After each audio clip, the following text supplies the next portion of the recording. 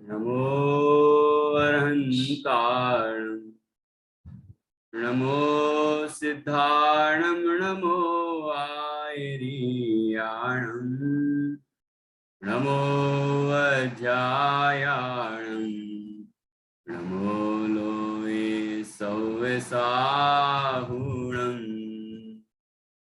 अर्हन्त सिद्ध साहु हृदयं जीर्णधम्म वयन पडिमाहु जीर्णनिलयाय नवदेवादिन्तु मे भोहि मङ्गलं भगवान् वीरो मङ्गलं गौतमो गणी मङ्गलं कुन्दकुन्दाद्यो जैनधर्मोऽस्तु मङ्गलम् सर्वमङ्गलमाङ्गल्यं सर्वकल्याणकारकं प्रधानं सर्वधर्माणां जैनं जयतु शासनं जैनं जयतु शासनम्।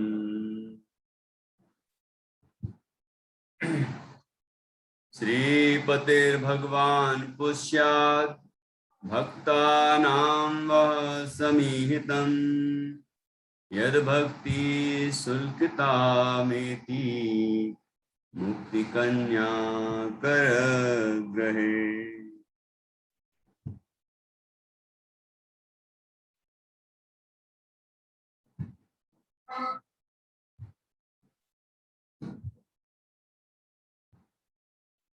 आचार्य श्री बादीव सेन द्वारा रचित यह छत्र चूड़ामणि अपर नाम जीवनधर चरित्र है।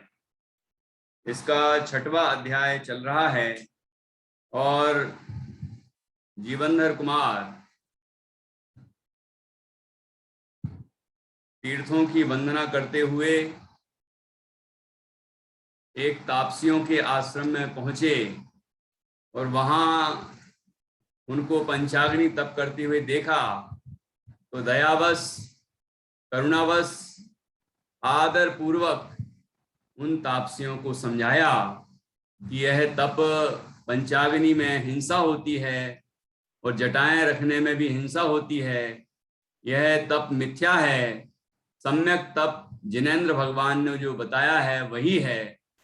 सम्यक दर्शन, सम्यक ज्ञान और सम्यक चारित्र की एकता रूप रत्नत्रय वही मोक्ष का मार्ग है, अन्य कोई मार्ग नहीं है इत्यादि सभी बातें बताई।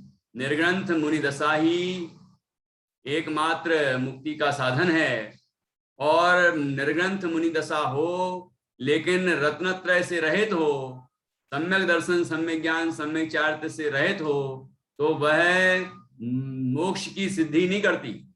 लेकिन रत्नत्रय की प्राप्ति भी मुनि व्रत के बिना भी नहीं होती, इन बाह्य साधन के बिना भी नहीं होती। अर्थात द्रव्यलिंग और भावलिंग दोनों ही होते हैं। कार्य भावलिंग से ही होता है लेकिन द्रव्यलिंग भी होता ही है। इस तरह बहुत ही सुंदर बात यहाँ पर आई। उसके बाद जीवनधर कुमार जब उनको समझा चुके तो कुछ तापसियों का विवेक जागृत हो गया और उन्हें सद्बुद्धि आई। उन्होंने जैन धर्म को अपनाया और जैन धर्म के अनुसार तपस्या किया। इसके बाद जीवनधर कुमार बड़े ही संतोष को प्राप्त करते हुए, क्योंकि कुछ जीव धर्म में लगे, ये धर्मियों को बड़ी प्रसन्नता होती है इस बात से, मोक्ष मार्ग में लगे इस बात की बड़ी प्रसन्नता होती है। तो उसके बाद फिर जीवनधर कुमार वहां से आगे बढ़े और दक्षिण देश में पहुंचे। वहां उन्हें शांतिनाथ भगवान का जिनालय प्राप्त हुआ। सहस्त्रकूट जिनालय था और वहां शांतिनाथ भगवान की प्रतिमा भी थी। तो शांतिनाथ भगवान के जिनालय में उन्होंने दरवाजे बंद थे, मंदिर के दरवाजे बंद थे, लेकिन बंद होने पर भी अंदर तो जिनेंद्र प्रतिमा विराजमान ही है ना, जिनेंद्र भगवान विराजमान हैं। तो ये जानकर उन्होंने उनका स्तवन किया और जब स्तवन किया शांतिनाथ भगवान का तो मंदिर के दरवाजे खुल गए। जब मंदिर के दरवाजे खुल गए तो वो एक पास में एक द्वारपाल खड़ा हुआ था, या एक अपरिचित व्यक्ति खड़ा हुआ था। वो अत्यंत प्रसन्न हुआ। जीवनधर कुमार को इस मंदिर के दरवाजे खुलने से आश्चर्य नहीं हुआ। क्यों आश्चर्य नहीं हुआ? क्योंकि जो स्तवन श्री जिनेन्द्र परमात्मा का जो स्तवन मोक्ष के द्वार खोल देता है, उससे मंदिर के दरवाजे खुल जाएं तो वो कोई आश्चर्य की बात नहीं है। तो यही बात यहाँ बताई। वह स्तवन भगवान जिनेन्द्र की भक्ति, भगवान जिनेन्द्र की पूजन विधान, गुण स्तवन गुणगान, वह मुक्ति के द्वार को खोल देता है। इसकी चर्चा हमने भक्तामृत स्तोत्र में की है। वह जिनेन्द्र भगवान का भक्त भगवान की भक्ति करता हुआ उनके समान अपने को देखता है तो वह उनके समान ही बन जाता है, वह भी परमात्म पद की प्राप्ति कर लेता है। ये बात वहां जो पढ़ी है वहां यहाँ भी समझना चाहिए। इसके बाद यहाँ जीवनधर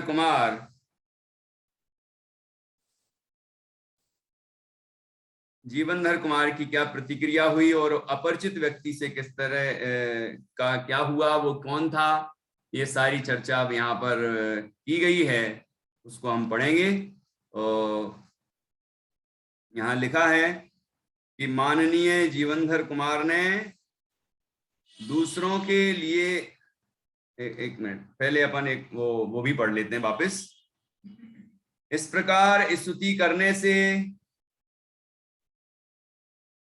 हाँ यहीं से रह गया था। इस प्रकार स्तुति करने से, छठवां लंब 297 नंबर का पेज और 36 नंबर का श्लोक। इस प्रकार स्तुति करने से वह जिन मंदिर खुले हुए किवाड़ों वाला हो गया, अर्थात उस जिन मंदिर के किवाड़ खुल गए।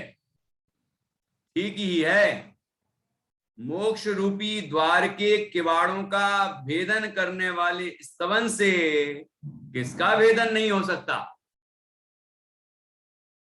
है कि नहीं? इस तरह मंदिर के दरवाजे खुल गए, बड़े आश्चर्य की बात नहीं है। और इसके लिए सूक्ति है, मुक्ति द्वार कवाटस्य, मुक्ति द्वार कवाटस्य भेदिना किम न विद्यते, भेदिना किम न विद्यते। अर्थात मोक्ष रूपी द्वार के किवाड़ों का भेदन करने वाले स्तवन से किसका भेदन नहीं हो सकता? अर्थात ये दरवाजे खुल गए, ये कोई आश्चर्य की बात नहीं है, ये तो स्वाभाविक है। जब जीव के कर्मों के बंधन खुल जाते हैं, जीव कर्मों से मुक्त हो जाता है, तो ये बहुत बड़ी बात नहीं है। तो अब जीवनधर कुमार की क्या प्रतिक्रिया हुई कि माननीय जीवनधर कुमार ने दूसरों के लिए अशक्य इस कार्य को करते हुए भी उनको कुछ भी आश्चर्य नहीं हुआ। निश्चय से सूर्य संसार को प्रकाशमय करता हुआ स्वयं कुछ भी आश्चर्ययुक्त नहीं होता है। सूर्य सारे लोक को प्रकाशित कर देता है, तो क्या उसको आश्चर्य होता है कि देखो देखो ये सब चीजें दिखने लगी, ये सब प्रकाशित हो गया? ऐसा आश्चर्य होता है क्या? कि नहीं, उसे कुछ नहीं होता। ऐसा परोपकार होता है, ऐसा उदार भाव होता है, ऐसा महान भाव होता है। तो यहाँ का निश्चय से सूर्य संसार को प्रकाश में करता हुआ स्वयं कुछ भी आश्चर्ययुक्त नहीं होता है। वो दरवाजे बहुत समय से बंद थे, लेकिन अभी ये घटना आएगी, उसमें ही पढ़ेंगे अपन। अब अपरिचित व्यक्ति आया। उसी समय कोई विनयी पुरुष जीवनधर कुमार के पास आकर अत्यंत प्रसन्न हुआ। निश्चय से अपने इच्छित कार्य की सफलता पर प्राणी क्या संतोषित नहीं होते? अर्थात किंतु संतुष्ट होते ही हैं। .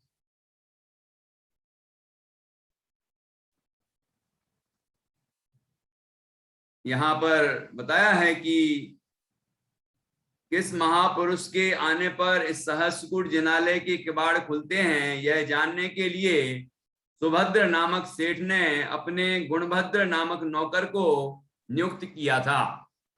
वह गुणभद्र नौकर जीवनधर कुमार के निमित्त से किवाड़ खुलते ही अपनी इच्छा पूर्ति हो जाने से तुरंत उनके निकट आया और अपनी अतिशय प्रसन्नता व्यक्त करने लगा। प्रसंग समझ में आया? वो व्यक्ति क्यों खड़ा था वहां? और आगे भी अभी चर्चा आएगी। फिर जीवनधर कुमार ने उसको देखकर, हे आर्य, तुम कौन हो? इस प्रकार पूछा।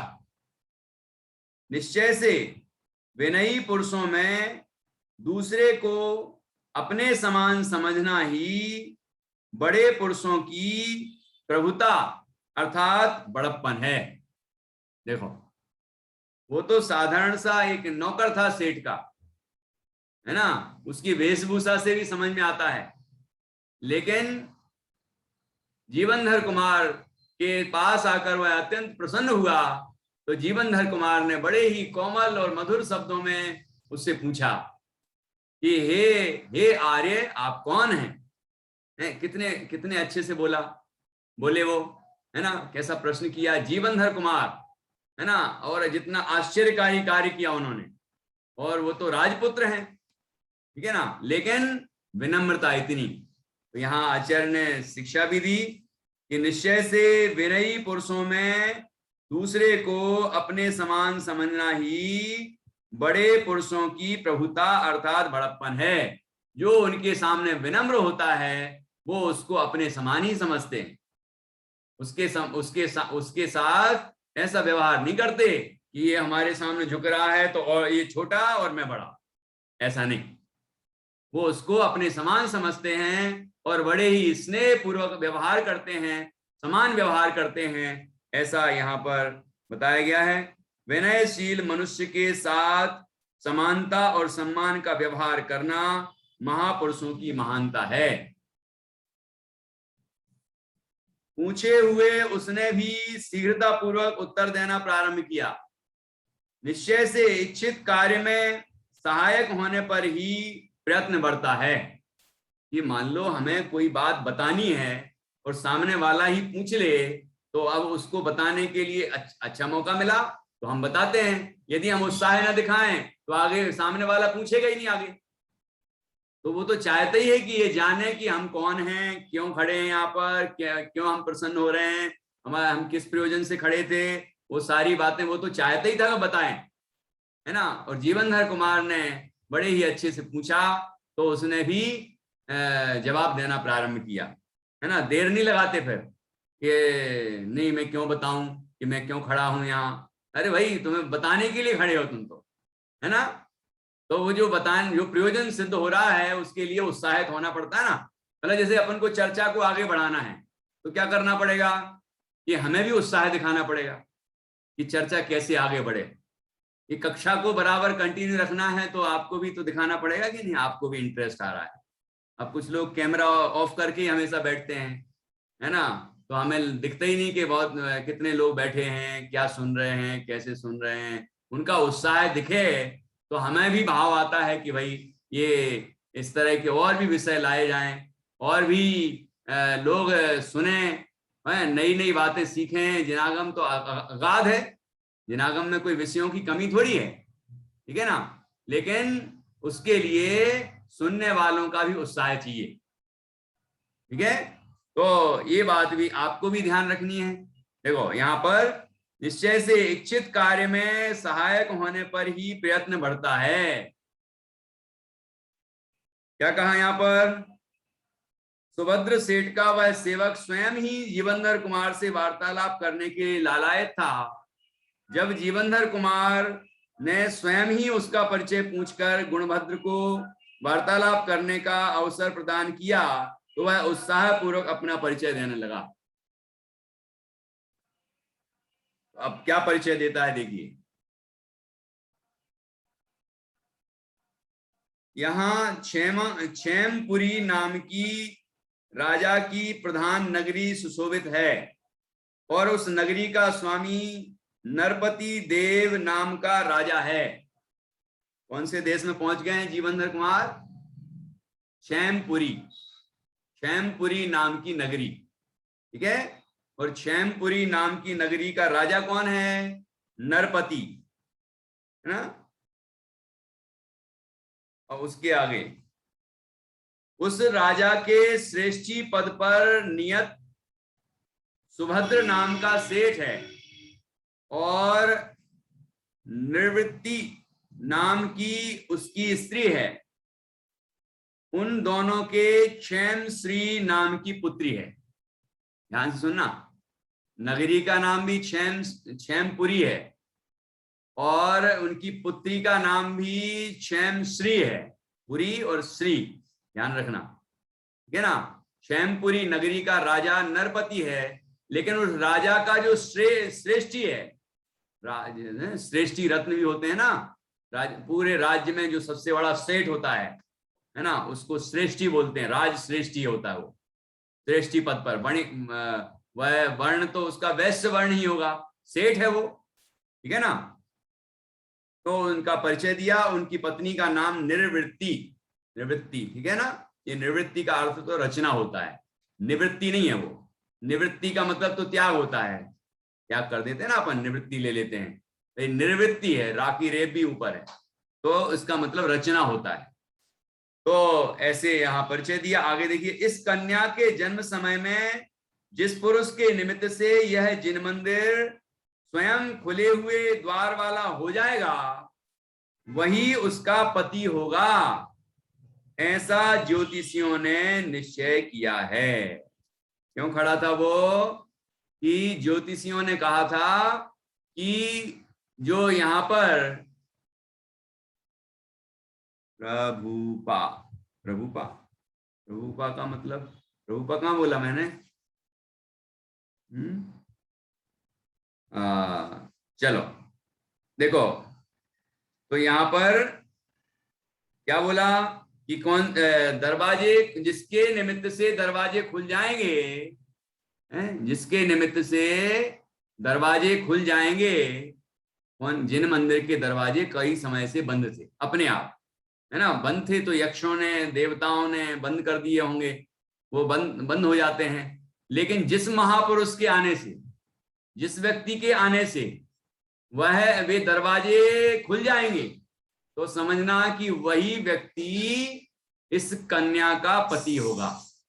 ये ज्योतिषियों ने बताया था। तो सेठ जी ने क्या किया कि वहां पर एक सेवक को नियुक्त कर दिया कि तुम देखना कि कोई आए और उसके निमित्त से दरवाजे खुले, तो समझना कि वही हमारी कन्या के पति होंगे, तो तुम हमें आके जल्दी से सूचना दे देना। समझ आएगी नहीं? अब उसका जो प्रयोजन था, जिस प्रयोजन के लिए उसे नियुक्त किया गया था, वो प्रयोजन पूर्ण हुआ तो कितनी प्रसन्नता हुई उसको, है कि नहीं? तो वो सब ये बात बता रहा है जीवनधर कुमार को। चलिए आगे बढ़ते हैं। उस पुरुष की परीक्षा करने के लिए भेजा गया। यहाँ पर ठहरे हुए गुणभद्र नाम मुझ किंकर ने आपको देखा, ऐसा जीवनधर कुमार को उसने कहा। उस गुणभद्र ने पूर्वोक्त उत्तर देकर फिर से नमस्कार कर अपने मालिक के पास शीघ्र जाकर अत्यंत प्रीतिपूर्वक जीवनधर कुमार का वृत्तांत कहा। फिर जीवनधर कुमार से बार बार अनुनय विनय और उनके आभार मतलब उनकी विनय, नमस्कार आदि किया, उनका बहुमान किया। उसके बाद फिर वहां से जल्दी से गया अपने सेठ जी को खबर करने के लिए। तो जीवनधर कुमार क्या करेंगे इतनी देर? क्यों प्रतिष्ठा, इतनी देर जीवनधर कुमार क्या करेंगे? नित्या बताओ। अभी आएगा उत्तर, ध्यान सुनना। क्या करेंगे जीवनधर कुमार? मतलब सेठ जी के आने का इंतजार करेंगे कि वाह यार, सेठ जी आने वाले हैं, उनकी पुत्री से हमारा विवाह होने वाला है, वाह यार ये तो कमाल हो गया। ऐसा ऐसा सोचेंगे वो, हैं? क्या किस काम के लिए वो मंदिर गए थे? इसके लिए जब मंदिर के दरवाजे भी बंद थे तब भी उन्होंने स्तवन किया। अब मंदिर के दरवाजे तो खुल गए, अब क्या करेंगे? वो अंदर जाएंगे कि बाहर ही खड़े रहेंगे? देखो अब आगे क्या होता है।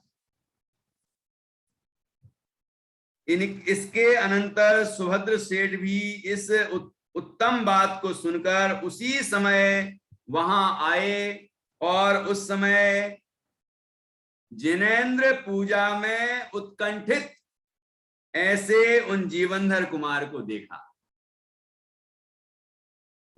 संक्षिप्त कथन से समझ में आ गया होगा कि क्या कर रहे थे जीवनधर कुमार उस समय, कि वो भगवान जिनेंद्र की पूजा कर रहे थे। वो मंदिर गए, भगवान के दर्शन किए, जो विधि है हमारे देव दर्शन की, उस विधि पूर्वक 3 परिक्रमाएं देकर और सारा जो भी विधि है उस तरह से उन्होंने भगवान जिनेंद्र की वंदना की और नमस्कार आदि करने के बाद उनकी पूजन प्रारंभ कर दी, है ना। पूजा कर रहे थे। तो यहाँ कैसे पूजा कर रहे थे? अति उत्साह पूर्वक। फिर से पढ़ता हूं। गुणभद्र नौकर से उक्त समाचार जानकर सेठ सुभद्र तुरंत ही सहस्त्रकूट जिनालय पर आए और वहां अति उत्साह पूर्वक जिनेंद्र भगवान की पूजा करते हुए जीवनधर कुमार को देखा। वैश्यपति सुभद्र ने इनके शरीर मात्र को ही नहीं देखा किंतु उनके वैभव को भी देख लिया। क्या सुगंधित पदार्थ की सुगंध शपथ खाने से ही मालूम पड़ती है? नहीं, उसकी सुगंध तो स्वयं मालूम हो जाती है। सौगंधिकस्य सौगंधम सौगंध्यम शपथात किम प्रतीयते। देखो कितनी बढ़िया सूक्ति दी है। लोग कसम खा लेते हैं जल्दी से, है ना, कसम खाता हूं ऐसा है और वैसा है, ये है वो है। यहाँ कह रहे हैं कि कोई सुगंधित पदार्थ है तो कोई कसम खा के कहे कि ये सुगंधित है तो ही माना जाएगा कि सुगंधित है, कि सुगंध अपने आप बोलेगी। मतलब सुगंध अपने आप आएगी कि नहीं आएगी, कि उसको सिद्ध करना पड़ेगा। देखो जिस प्रकार सुगंधित पदार्थ जैसे कस्तूरी, रक्त कमल इत्यादि की सुगंध बताने के लिए शपथ खाने की आवश्यकता नहीं होती, किंतु सुगंधित पदार्थ के सामने आने पर उसकी सुगंध सर्वत्र फैल ही जाती है। उसी प्रकार श्रेष्ठीवर सुभद्र ने जीवनधर कुमार के शरीर को देखकर ही उनके वैभव का परिज्ञान कर लिया। जीवनधर कुमार का के जो वेशभूषा भी सामान्य हो, है ना, कदाचित वैसे तो अच्छी थी, जैसे एक राजपुत्र की होना चाहिए वैसी ही थी, लेकिन उसके अलावा जो शरीर के चिन्ह हैं, जो हाव भाव हैं, जो शरीर की रचना है, वो है वैभव। मतलब उससे पता चलता है कि ये व्यक्ति के इन लक्षणों से पता चलता है कि ये कौन है। बाह्य वेशभूषा तो उत्तम होना ही चाहिए, लेकिन कदाचित मान लीजिए अब देशाटन पर निकले हैं और उतने उत्तम वस्त्र ना हो तो कि उससे नहीं, कि उन शरीर के चिन्हों से समझ में आ जाता है कि ये व्यक्ति कैसा है। तो उनने सेठ सुभद्र ने ये समझ लिया कि ये कोई राजपुत्र है, कोई पुण्यशाली पुत्र है, कोई महान व्यक्ति है। इन ऐसे उनके शरीर के चिन्हों से उनके वैभव का ज्ञान भी कर लिया। अकेले जीवनधर कुमार को नहीं देखा, जीवनधर कुमार के वैभव को भी देख लिया। इसका तात्पर्य उनके लक्षणों से ये समझ लिया कि ये कौन है। ठीक है, आगे पूजा के बाद प्रतिष्ठा। अब भाई कन्या के पिताजी आ चुके हैं, तो अब जिस कन्या से विवाह होने वाला है तो अब उनसे बात करना चाहिए कि नहीं, हैं? उनसे बात करना चाहिए कि नहीं पूजा के बीच में? तो पूजा कर रहे थे ना जीवनधर कुमार तो पूजन कर रहे थे, तो पूजन के बीच में करेंगे क्या? मंदिर के अंदर करेंगे क्या? मंदिर के अंदर ही बात करने लगेंगे हैं? विषय भोगों की बात, विवाह शादी की बात है, पर निंदा, आत्म प्रशंसा, दुनिया भर की बातें लोग मंदिर के अंदर ही करने लगे। जबकि निस्सही बोला था तो निस्सही का अर्थ तो था सर्व सांसारिक कार्यों का निषेध, और ये तो संसार की बातें करने लग गया। मोबाइल बज जाए तो मोबाइल में बात करने लग जाए, और कोई रिश्तेदार आ जाए तो उससे ही बात करने लग जाए, और बहुत दिन बाद मिला हो तो उससे बात करने लग जाए, और किसी की निंदा और प्रशंसा में अटक जाए। ये पूजन करने आए थे कि क्या करने आए थे? हैं? हाँ, वो एक है ना, देखो देखो जो कलयुग को हाल, लगे ना मन मंदिर में, एक भजन है बुंदेलखंड में। रश्मि को याद है? सासे नंदे बहुएं बिटियां जब मंदिर में आवे, एक दूसरे की पोले खोले कौन चुगली लगावे, होतई पकावे कड़ीदार, लगे ना मन मंदिर में, देखो देखो जो कलयुग को हाल, लगे ना मन मंदिर में। तो ये महापुरुषों से हमें सीखना चाहिए। इसलिए बीच बीच में मैं प्रश्न कर रहा हूं कि उनने क्या किया कि मंदिर के बाहर खड़े हो, मंदिर के बाहर जब आए तो दरवाजे बंद थे, लेकिन उनने मंदिर के बाहर से ही भगवान जिनेंद्र की विनय की, उनका स्तवन किया, और क्या हुआ कि मंदिर के दरवाजे खुल गए। खुले तो क्या हुआ कि वो अंदर गए, और अंदर जाके उन्होंने भगवान जिनेंद्र का स्तवन प्रारंभ किया, पूजन की। ठीक है, उसके पहले उनको सारी जानकारी मिल गई थी कि वो अपरिचित व्यक्ति क्यों खड़ा था, क्यों प्रसन्न हो रहा था, और मंदिर में सेठ जी भी आ गए, लेकिन उससे कोई प्रभाव नहीं हुआ उनको। वे तो भगवान जिनेंद्र की पूजन में मग्न थे। भगवान के सामने कौन दुनिया की चीज है जो बहुमूल्य हो सकती है? तीन लोग के नाथ जब विराजमान हैं तो और की क्या बात करें। तो भगवान जिनेंद्र की पूजन कर रहे थे, भक्ति कर रहे थे, स्तवन कर रहे थे। जब पूजन पूरी हुई उसके बाद क्या हुआ आगे? पूजा के बाद उन दोनों का परस्पर यथायोग्य व्यवहार हुआ। पूजा के बाद जब मंदिर से बाहर निकले होंगे तो उसके बाद वहां उनका यथायोग्य व्यवहार हुआ, अभिवादन आदि के, और जो भी परिचय है वो सब हुआ, है ना। निश्चय से धान्यों के सदृश सज्जन पुरुषों की नम्रता उनकी योग्यता और बड़प्पन को प्रकट करती है। जिस प्रकार धान्य के पौधों को झुका हुआ देखकर उनकी परिपक्वता का ज्ञान हो जाता है कि वो पक गए। जैसे पेड़ होता है, वो जब फलदार होता है तो झुक जाता है ना, उसकी डालियां झुक जाती हैं, फलों से लद जाता है तो झुक जाता है, और जब फलों से विहीन होता है तो अकड़ जाता है।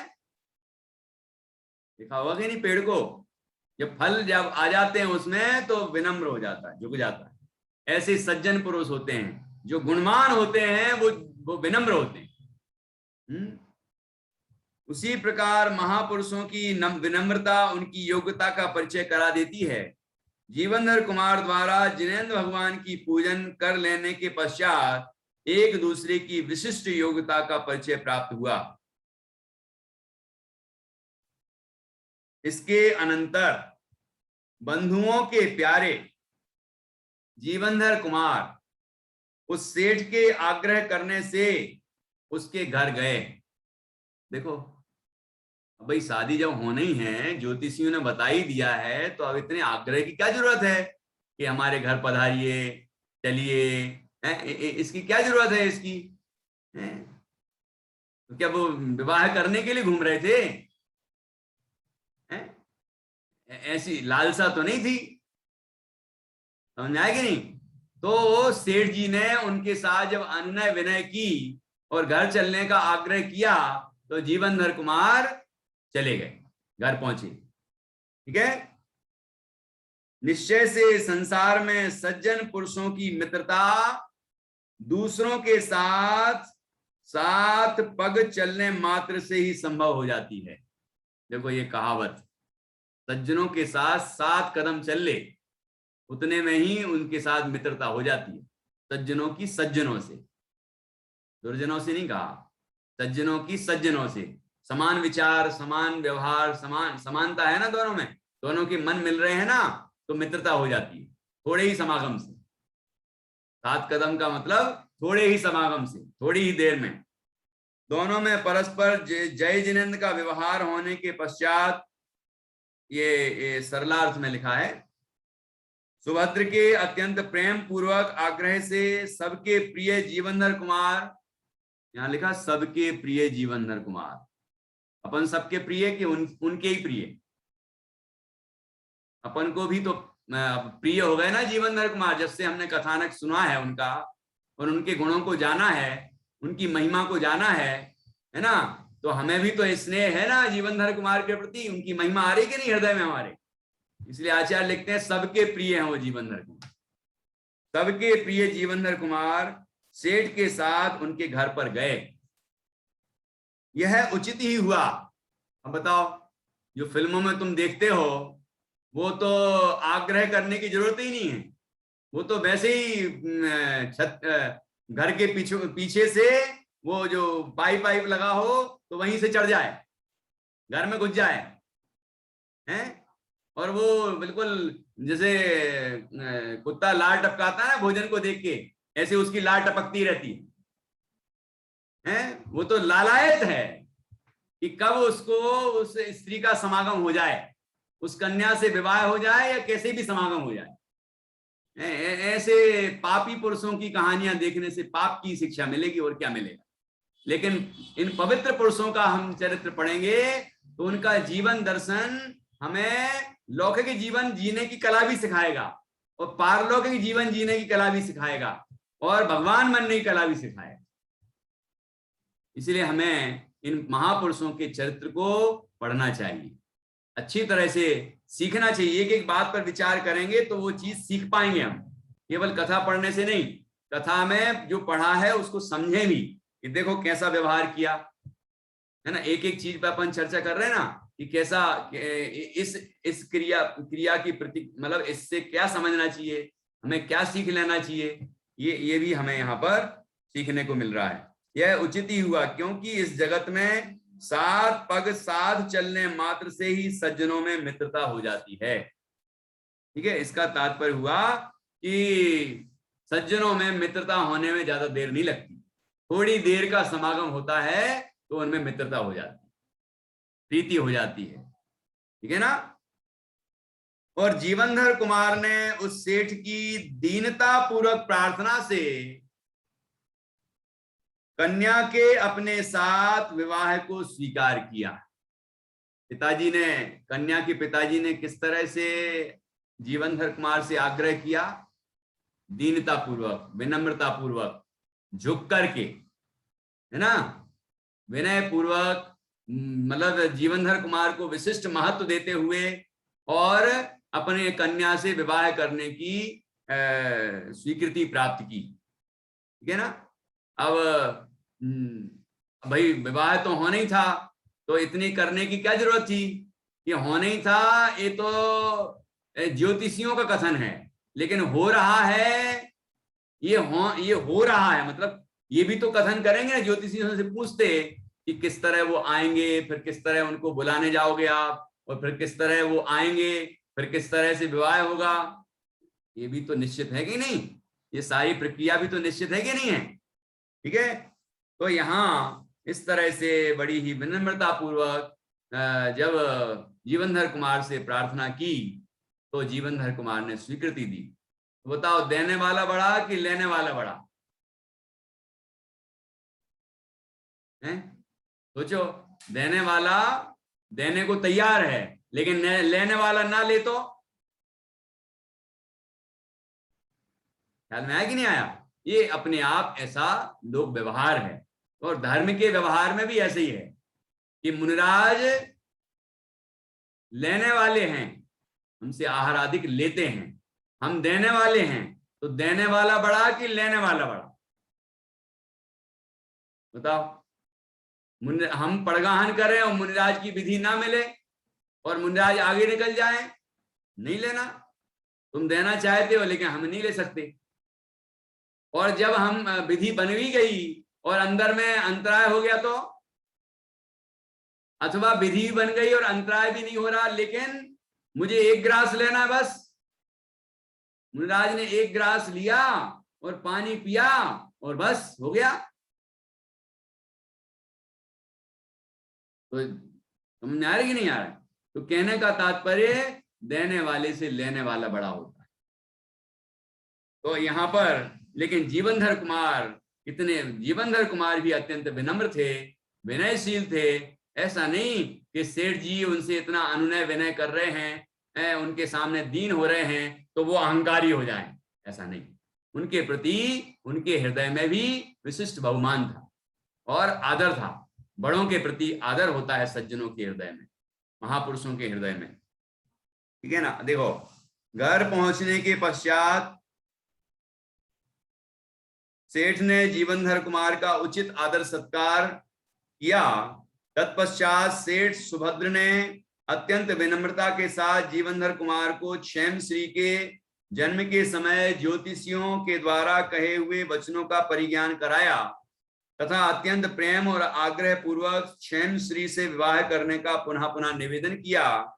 जीवनधर कुमार ने भी परिस्थितियों का अवलोकन कर अपनी स्वीकृति प्रदान कर दी। ठीक ही है, अपने आप प्राप्त हुई लक्ष्मी को सभी आश्रय देते हैं, कोई भी नहीं ठुकराता। आश्रयंती श्रियं को वा पादेन भुवि ताड़े। इस संसार में कौन पुरुष अपने आश्रय को प्राप्त होने वाली लक्ष्मी को चरणों से ठुकराता है? अर्थात कोई नहीं। जब स्वयं लक्ष्मी हमारे पास आ रही है तो क्या ये समझदारी है कि हम उसको ठुकरा दें? क्योंकि वो गृहस्थ हैं, है ना, वो मुनि नहीं है, वो भगवान जिनेंद्र नहीं है। जिनेंद्र भगवान के चरणों में तो 3 लोक की सारी संपदा रख दी जाती है, लेकिन वो उसको छूते भी नहीं। मुनिराज के सामने चक्रवर्ती वंदन करता है, अपना वैभव उनको उनके सामने समर्पित कर देता है, इंद्र आके नमस्कार करते हैं, लेकिन मुनिराज को उस धन संपदा से कोई मत प्रयोजन नहीं होता।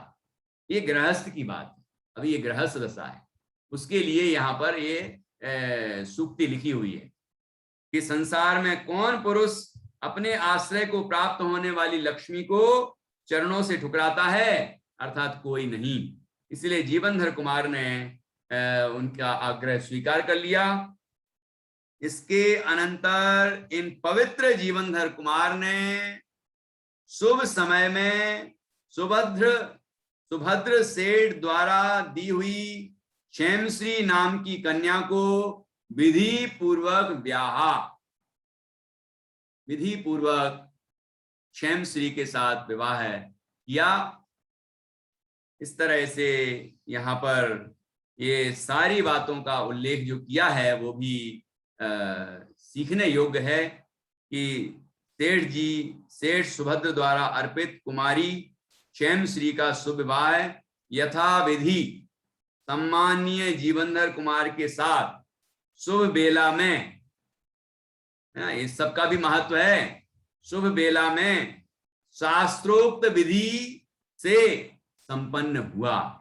जैसा शास्त्रों में विवाह आदि का विधान बताया है, विधि बताई है, उस विधि से विवाह किया गया। मतलब जो हम तरह तरह की पाप परायण पुरुषों की कहानियां फिल्मों के द्वारा देखते हैं, उनमें ये सब बातें नहीं आती हैं। वहां तो कैसे भी काम की पूर्ति हो जाए, कैसे भी कसायों की संतुष्टि हो जाए, कैसे ही धन की प्राप्ति हो जाए, कैसे ही ये सप्त व्यसनों का सेवन हो जाए, 5 पाप 4 कसाएं, इनका पोषण कैसे हो, यही सब दिखाते हैं उसमें, है ना। उससे हमारा कुछ भी हित होने वाला नहीं, सिर्फ अहित होने वाला है। इसलिए ऐसी चीजों को बिल्कुल हम दूर कर दें, उनको ऐसी चीजों के स्विच को ऑफ कर दें और इन पुराणों को खोलें। पुराणों को खोलेंगे तो इसमें जो महापुरुषों का चरित्र आएगा वो भी तो कहानी है, चरित्र आएगा। और हमें जो कहानी से चाहिए, मतलब जो हम कहते हैं मनोरंजन होना चाहिए, हमारा मन प्रसन्न होना चाहिए और नई नई बातें देखने को मिलना चाहिए, सीखने को मिलना चाहिए, वो सब तो यहाँ हो गई। लेकिन जो हमें शिक्षा मिलेगी वो हमारा कल्याण करेगी। और ऐसी ऐसी कहानियां मिलेंगी कि करोड़ों रुपए खर्च करने पर भी वो कहानियां कोई आपको नहीं सुना पाएगा, नहीं दे पाएगा।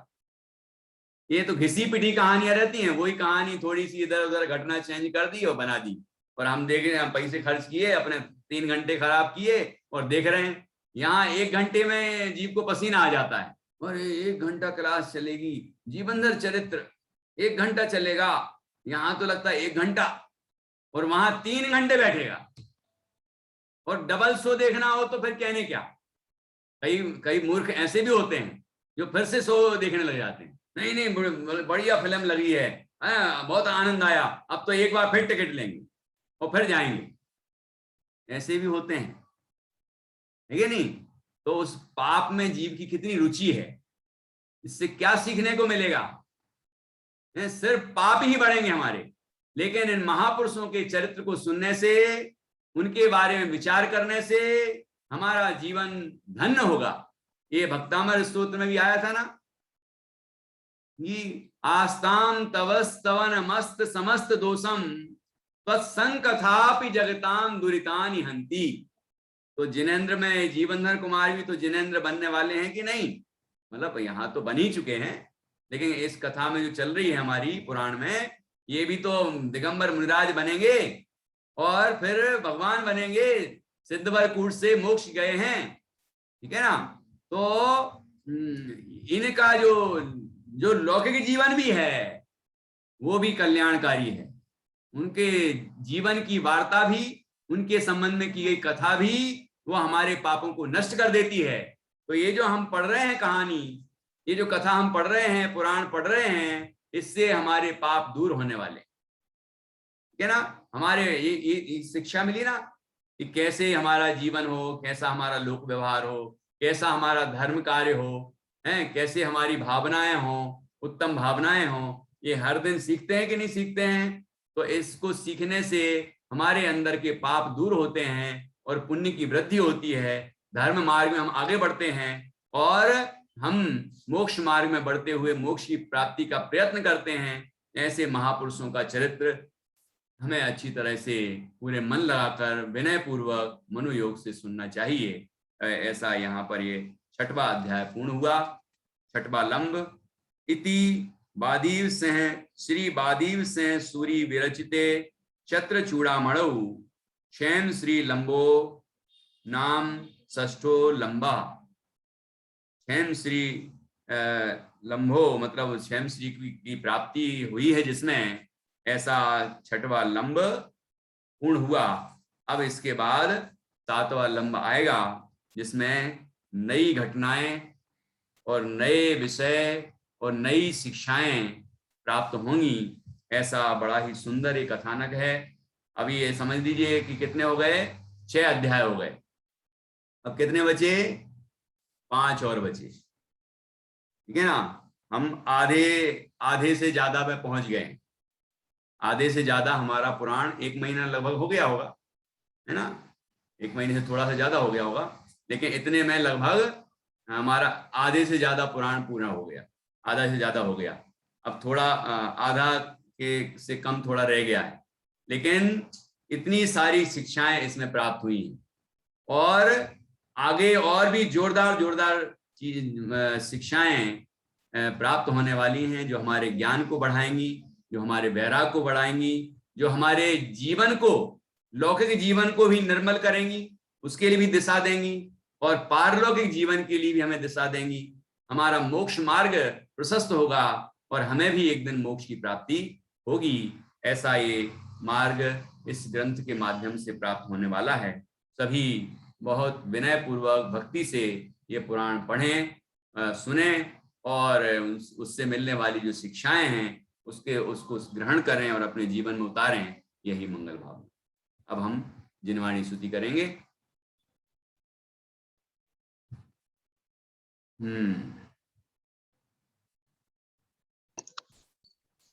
हाँ भैया जी, ये पूछना था कि वो सुरमंजरी ने मन में ये कहा था ना, सुरमंजरी ने कि जीवंधर कुमार के अलावा किसी और पुरुष को नहीं देखूंगी, तो सुरमंजरी भी बाद में होगी क्या उनसे शादी? सुरमंजरी से मतलब हाँ, वो पूछना था। सुरमंजरी के साथ भी विवाह होगा। ये अभी आने वाला है, आएगा, है ना? तो चलो, अच्छा है आपने याद तो रखा। हाँ, और फिर ये भी पूछना था हमें, जैसे वो उनके जीवेंद्र कुमार के पिताजी कौन है? अरे वो श्रीगंडोत्कच। नहीं, जो उनके स्वयं के जो पिताजी पहले राजा सत्येंद्र राजा और उनकी रानी तो विजया। तो उनकी रानी और सत्येंद्र राजा की और भी रानियां होगी? कौन सी? और भी रानियां हो सकती हैं, मतलब ऐसा लिखा। हाँ, तो मतलब उनका एक ही पुत्र है, अकेले जीवेंद्र कुमार ही हुए कि और भी हुए हों? तो राजा सत्येंद्र की रानी विजया से जीवनधर कुमार हुए, और जीवन ही भगवान बने, तो ही विशेष महत्व है, इसीलिए जीवनधर कुमार का ही उल्लेख आया।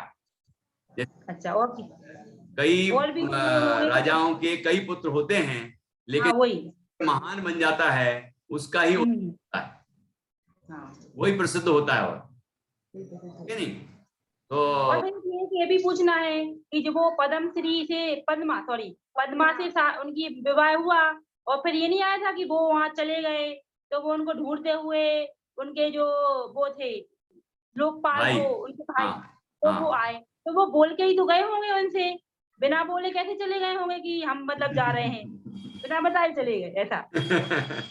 कभी कभी ऐसा भी होता है कि बता के जाने में मोह लोगों को ज्यादा प्रबल होता है और वो रोक लेते हैं, इसलिए कभी कभी बिना बताए भी चले जाते हैं। ऐसे यहाँ भी आया है, और पुराणों में भी ऐसा वर्णन है कि वो गए थे तो चुपचाप वहां से निकल गए।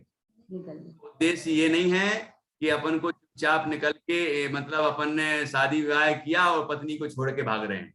वही तो हमें जीवेंद्र कुमार तो महापुरुष हैं और भगवान भी हैं, तो उन्होंने बिना बताए तो किया नहीं होगा, मैंने कि गए नहीं होंगे ऐसा। लेकिन ऐसा कथानक भी आता है कि वो जब सो रहे हैं तो चुपचाप निकल गए, तो उनके उद्देश्य पूरा करने के लिए निकलेंगे ना, यहाँ बेड़ियों में थोड़ी बंधे रहेंगे। और जब वो राज्य प्राप्त कर लेंगे तो सारी रानियों को, सारी अपनी पत्नियों को बड़े ही सम्मान के साथ बुला लेते हैं। अब जैसे जी आदि का कथन है ना, वो जहां जहां गए वनवास के समय में, तो उसमें उनका कई विवाह हुए, तो कई रानियों से विवाह हुए, तो उनको वहीं पर उनके राज्य में ही वहीं छोड़ा और आगे जब वो अयोध्या वापस आ गए, तो उसके बाद सम्मान से बुला लिया। ऐसा होता है। तो उनमें कई प्रसंग ऐसे भी बनते हैं कि वो चुपचाप गए, तो उसका उद्देश्य ये नहीं है कि वो चुपचाप मतलब कोई गलत इरादे से निकले हों। उनका उद्देश्य ये है कि हमें अपने लक्ष्य को पाने के लिए आगे बढ़ना है। अब बंधे रहेंगे बेड़ियों में तो जबरदस्ती कोई रोक लेगा, है ना, आग्रह करेगा या दुखी होंगे, तो वो काम नहीं करते। मान लो लोकपाल वो मिल गए होंगे, या वो जो वही सैनिक लोग ढूंढ रहे थे, सेवक, वो उनने ढूंढ लिया हो, तो उनको सांत्वना देके मतलब समझा बुझा के वापस भी भेज सकते हैं। लेकिन ऐसा यहाँ आया नहीं कि वो ढूंढ पाए, कहते वो ढूंढ ही नहीं पाए और वो जीवनधर कुमार वहां से निकल गए। तो ऐसा ही योग है, महापुरुषों का समागम जितनी देर मिल जाए वही बड़ी बात है, उस कर लेते हैं, और उसके बाद फिर वो महापुरुष बुला भी लेते हैं, है ना, बता देते हैं कि हम यहाँ आ गए हैं और आप सभी पधारें। ऐसे उल्लेख प्राप्त होते हैं। तो चलिए, इस तरह ये जीवनधर कुमार की चर्चा हुई अभी तक। आगे कथानक और बढ़ेगा कल। जिनवाणी स्तुति आप प्रस्तुत कर रही है क्या दीपा जी? जिनवाणी स्तुति बोल रही हैं क्या आप? हाँ भैया जी, एक मिनट। बड़ी बात है भैया जी, हमने आपको भेजा था कि जिनवाणी स्थिति जितनी आपके पास हो ना तो आप भेज देना मेरे को। तो मैंने पीडीएफ भेजी है कल आपको। भेजिए, मैंने देखी नहीं है, मैंने सॉरी। चलो ठीक है, तो अपन जिनवाणी स्तुति कर लेते हैं अभी। निज निधि निज में बताई, यह अनंत उपकार है, उसके लिए जिनवाणी माँ को वंदना सत बार, वंदना सत बार। सभी नौवार नमोकार मंत्र के माध्यम से पंच परमेष्टि का स्मरण करें।